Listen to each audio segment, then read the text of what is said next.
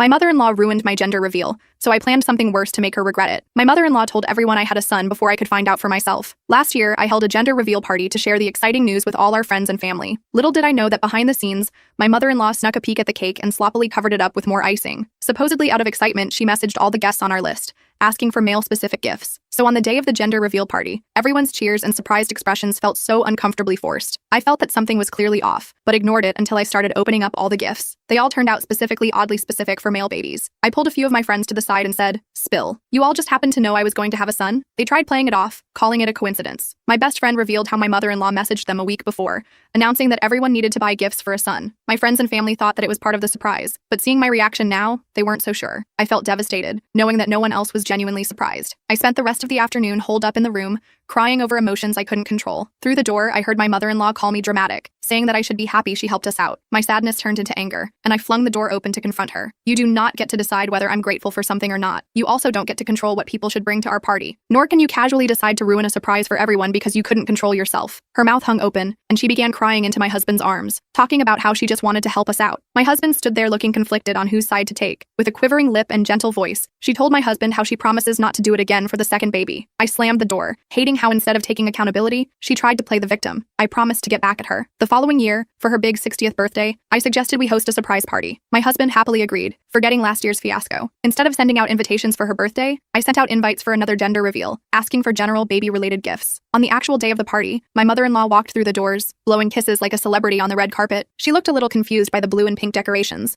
but said nothing and focused on greeting all the guests, thanking me and my husband for the surprise party. I smiled back and said, "Oh, there's an even bigger surprise later. I really hope you'll like it." I gathered everyone's attention to let them know that we're blowing out a birthday cake before getting to the main event. Everyone sang and clapped for her. After her little speech, I grabbed the microphone and announced the start of the main event. My mother-in-law raised an eyebrow, wondering what more I had planned, and I smiled. Another larger cake was brought out. My husband looked a mix of nervousness and surprise. I asked him to slice the cake in front of everyone to reveal the gender of our second baby. His hands shook as he sliced the cake, and he looked over at his furious mother. I happily turned to the crowd once the color on the slice was revealed and announced that we were pregnant with a girl. Everyone gasped and cheered, clearly genuine this time, while my mother-in-law faded out into the background. My husband pulled me to the side to call me out on my scheme, but I shrugged it off. We're even now. Our first gender reveal got ruined, so she got her 60th birthday ruined. He shook his head and told me I should have just let it go and let karma play its part. I crossed my arms and said, "Why would I let karma have all the fun?" I returned to the party, noticing my mother-in-law crying in a corner, eating her cake alone. I turned the spotlight to her and said on the microphone, "Aw, my mother-in-law is so happy, she's in tears. We love you so much, Mama." I called her over to help open up the gifts for my second baby while she continued to cry.